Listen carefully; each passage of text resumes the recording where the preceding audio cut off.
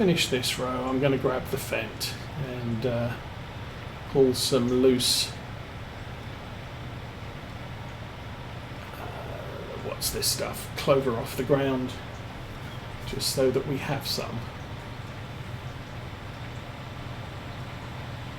before I use it all up.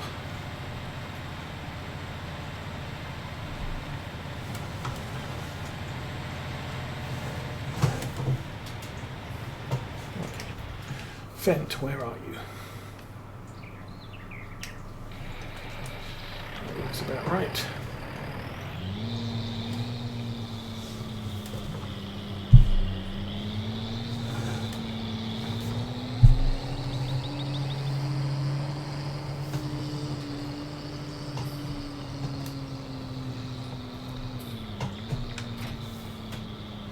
Dog, don't run under the tractor.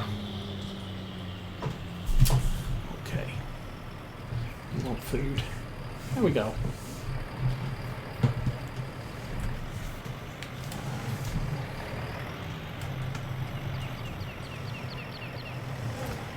Okay, I'm going to grab the shovel.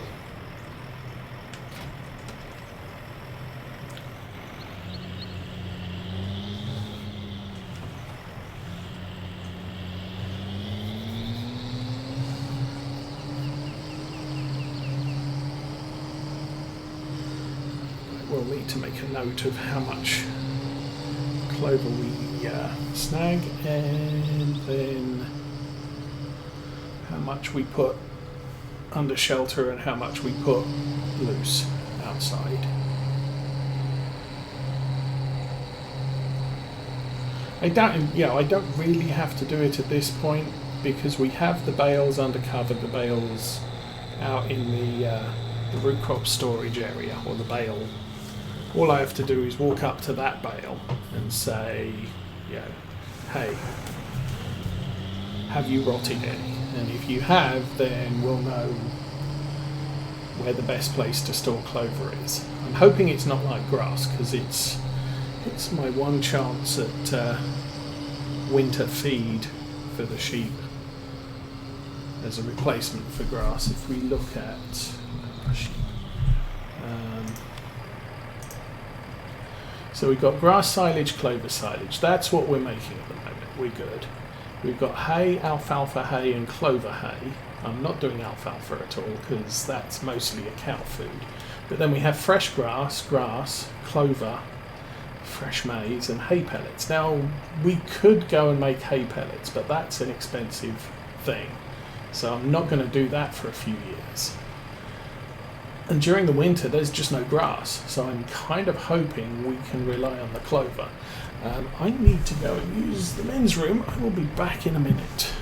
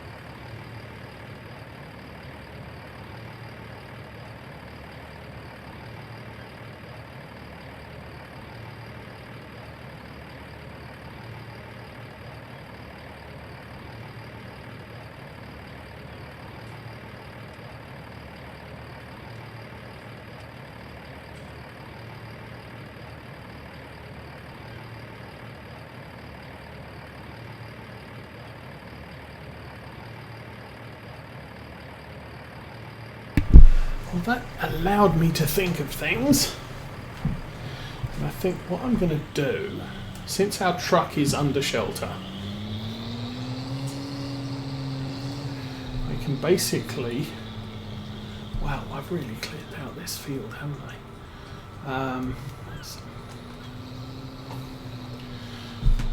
I'm going to empty some clover into our truck.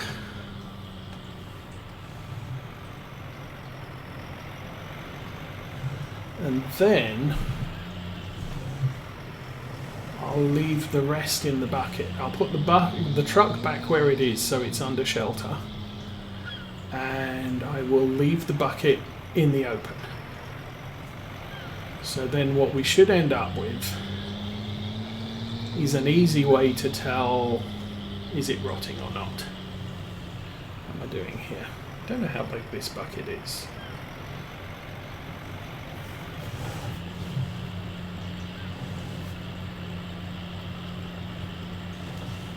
Find me more, there's more. Find me some that I'm not going to snag with the... Oh, that's grass. Or I'm not going to snag easily with the baler. Okay.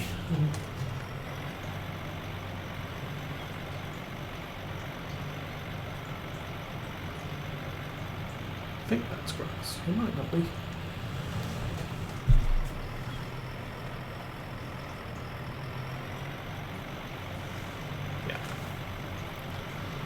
That's hay. Grass. That's dried grass.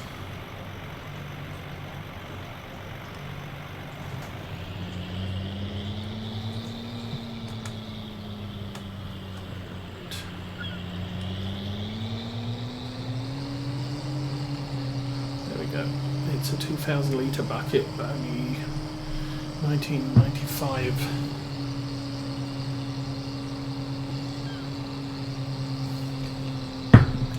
Capacity. So, take this back, as I said, I'll take this back to the yard. We will empty about half of it into the truck. But that means to test how much we have, I can just jump in the truck and see what's in the back. And to test how much is in the bucket, I can just attach it to a tractor and say, okay, how much is in there? I don't have to scoop it up, which... Doing that would bring forward a level of error.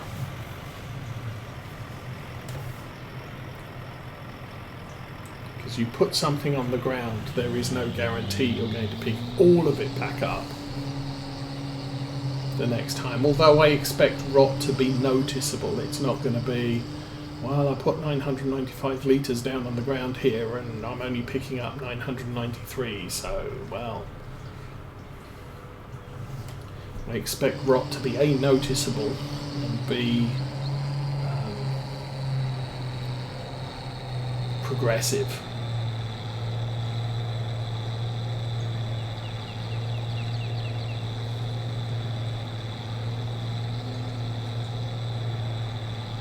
Of course, I could use the cheat tool and just fill things, but we won't do that.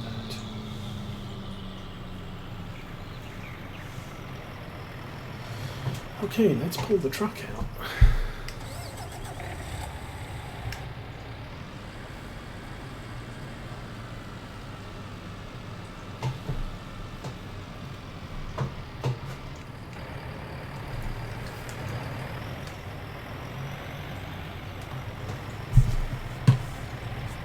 Stop. Back up slightly. Okay, I'll tip about 1,000 litres into the truck.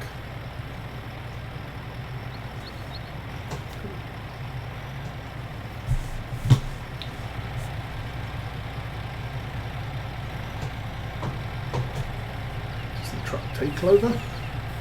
Yes. 8, 7, 6, 5, 4, 3, 2, 1. 0.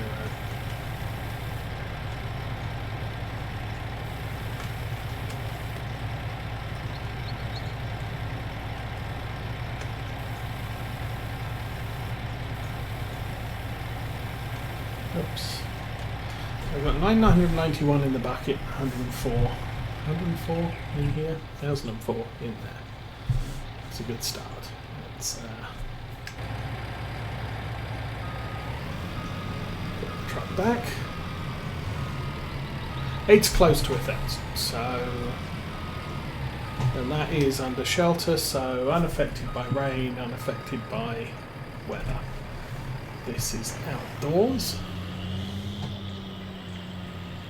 Now, it hasn't been tedded. I don't know what the effect of tedding clover is, and we're going to find that out in the next field when we do that. For right now, I'm just going to drop this bucket right about here.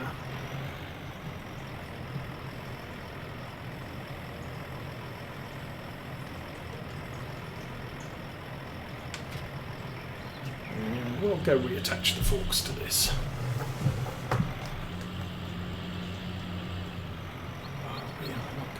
Tires, are we? No. That's okay.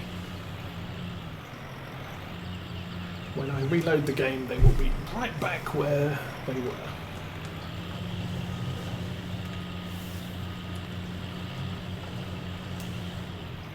Because I already moved them so they were out of the way, and next time I loaded the game in, they're right back in the way again, so they're just put there to be annoying. I will leave this tractor out as well, because we have a bunch of hay pallet or wool pallets to move, and the sheep need some sugar beets. Okay, let's jump. Actually, we were right where we wanted to be. Jump back into here and turn that on. And get with the program.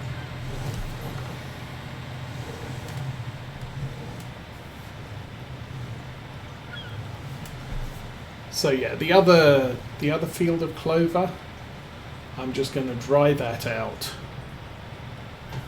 So we're going to ted it. I'm assuming I have to leave it to dry because that's a function of seasons, but again, we're sciencing a lot of stuff here. I don't know how similar to grass clover is going to be. So this is all going to be a learning experience for us for now. But then once we've done this, we'll be able to speak with some authority on how it actually works.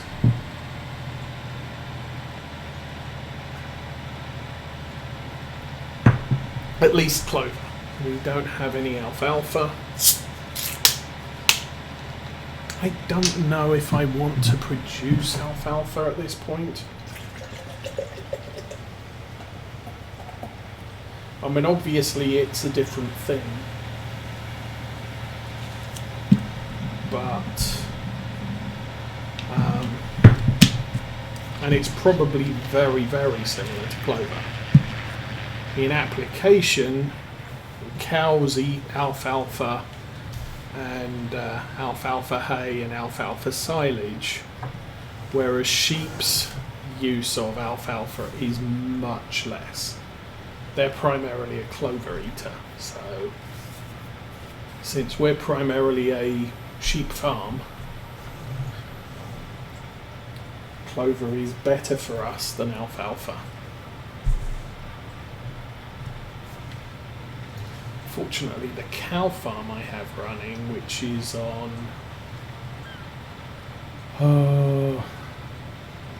it's on the Pennsylvania map, I can't remember what it's,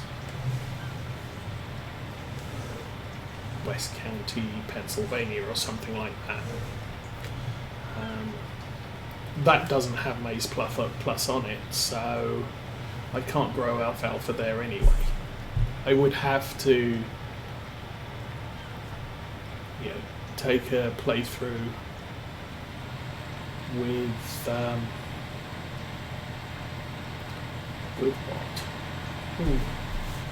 The only thing we do need to check on is what's the future weather like. It's sunny today, it's cloudy tomorrow. We don't have rain coming for a long time now.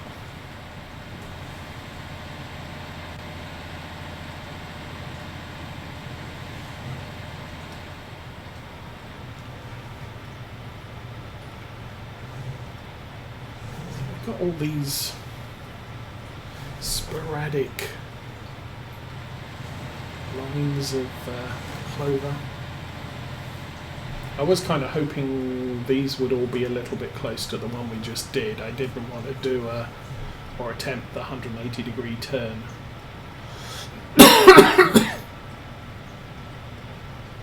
Quite that close, but this field's looking close to being done. So, well, at least as far as the baling is concerned. We've then got the wrapping to do. Goodness me, it's 11:15.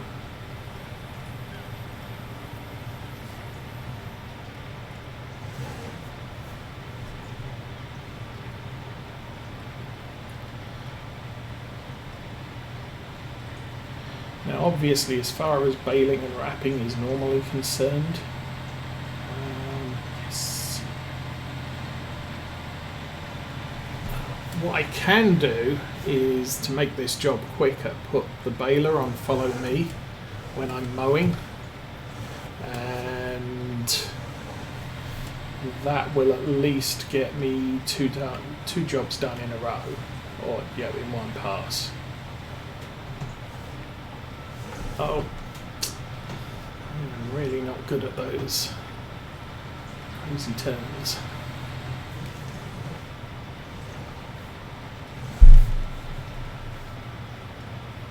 But we can mow and bale, and then, although the other field I want to mow and ted.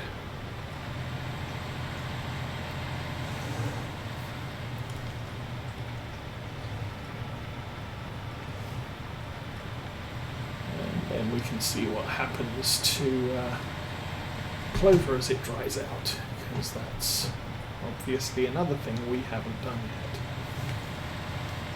Okay. Grab that. Row along the edge there.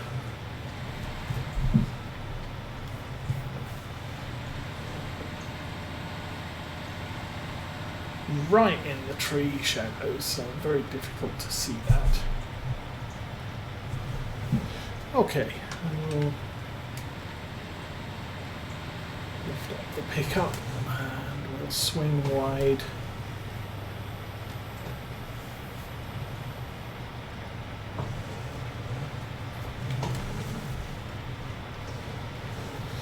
Carefully try and follow that line. Okay. So there's the bit round the middle, and as I said, I'm not sure whether this is clover or grass. It's kind of looking a bit like grass to me. So that could mean, nope, it's not. That's nice. A little patch around here. And one row left to do. What am I meant to mow? To mow a meadow.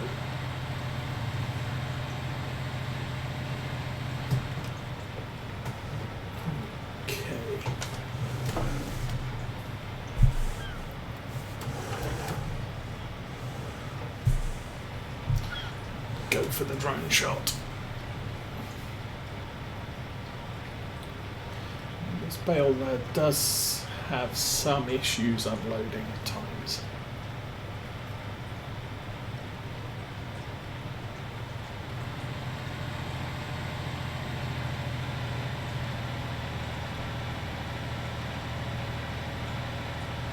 Yes. Yeah, there's that. That's why I left the fent out. We want to move the wool crates. We want to move the, we want to feed the sheep some stuff, sugar beets, because they're getting kind of short on that. I think I'm going to call this field pretty much done. What do? Turn the mail off. Lift the bale thing. Click back on the unload. And drop and fold it. So, baling is, I think, done. I don't think it's worth hunting for any extras, and I think we figured out there's just nothing over here.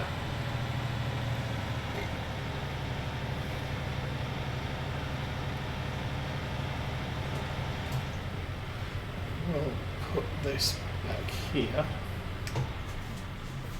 So we are probably kind of done with the baler for now. I guess it depends on how long it takes for Clover to dry and under what conditions.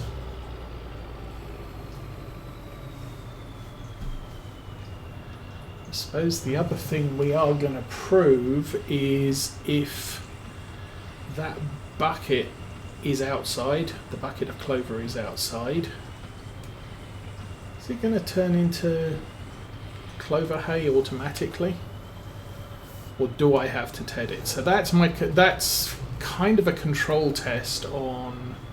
Oh, okay then. I'll do that different.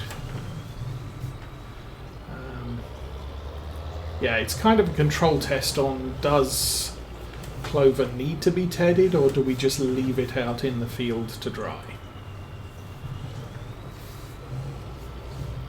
I'm assuming the truck, because it's undercover, is not going to have that issue. It's going to remain Clover forever. And all we then have to do is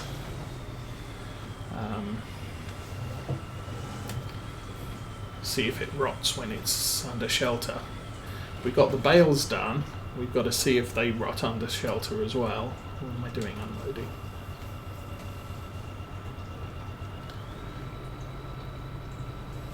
I think we've got, was it 4 pallets of wool and 2 that are between 50 and 75% full.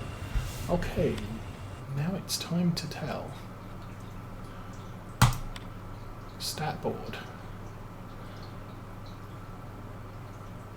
We created 128 bales today. These are the first bales we've created on this map.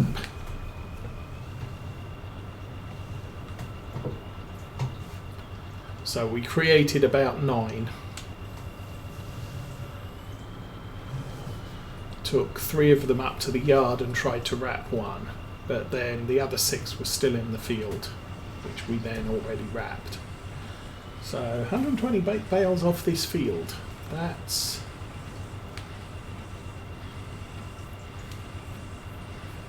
I don't recall how many bales we got off the other field, the field 6, which it's hard to say. Actually, it's not hard to say.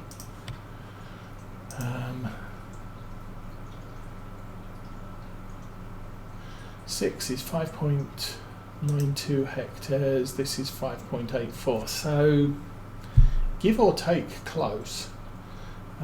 Soil sampling cost us 2,900. Lime cost us 6,000. Slurry, which it assumed was free. Seeds were 1,400. Fuel was 252. Vehicle maintenance 2,427. Sorry. We have used helpers, so that's been kind of pricey. And it reckons yield was 27,000. 530,000 litres, 36,000 litres. And I'm assuming at 266 per litre.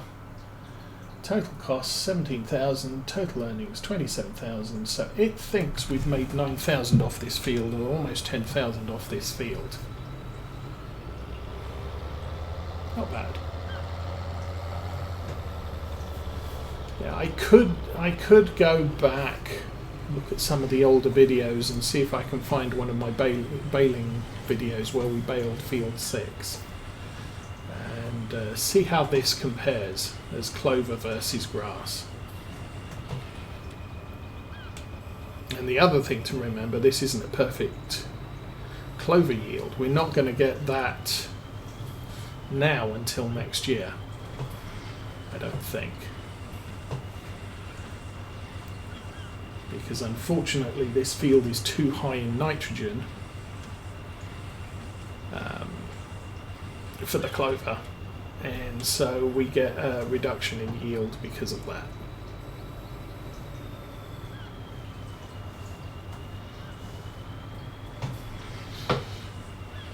Oh, so on our fish front, after the major extinction event last week, the 4 cory cats survived and are very happy and routing around for food and all the rest of it.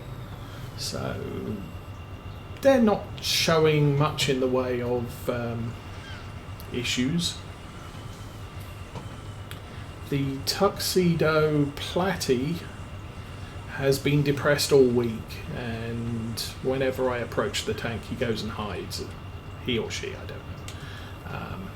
Which is probably the well, the last time I saw you, you were fishing out all my friends, and so I don't trust you, kind of thing. So he's not particularly happy with me, but when I'm not close to the tank, he's swimming around, and although he's been very depressed for the last week. So Thursday this week we bought 3 emerald platies, because unfortunately the fish shop's out of tuxedos. And while the emerald platies tend to stick together, the tuxedo platy has cheered up a bit, so he's not as depressed as he was, which is good. So we're now back up to 8 adult fish in the tank, and we have counted on one occasion, multiple occasions, 2 baby fish. So we've seen the 2 at the same time, as opposed to, well, I saw one and I've seen another one and I'm not sure if they're the same one. We definitely have 2 baby fish that survived the mass deaths, and they are tiny, so I'm thinking they are they were born very close to the point where all the other fish died, like almost imminently. Because we definitely had 3 batches. We had sort of the young, or the eldest babies were 3 white mollies, silver mollies, whatever they are. Then we had probably about half a dozen tuxedo platies. And one of those did survive briefly, but he's disappeared. I haven't seen him. So, guessing he didn't survive much past last weekend. But then there's these 2 babies, which are obvious. I'm pretty sure they're mollies. Don't think they're platies.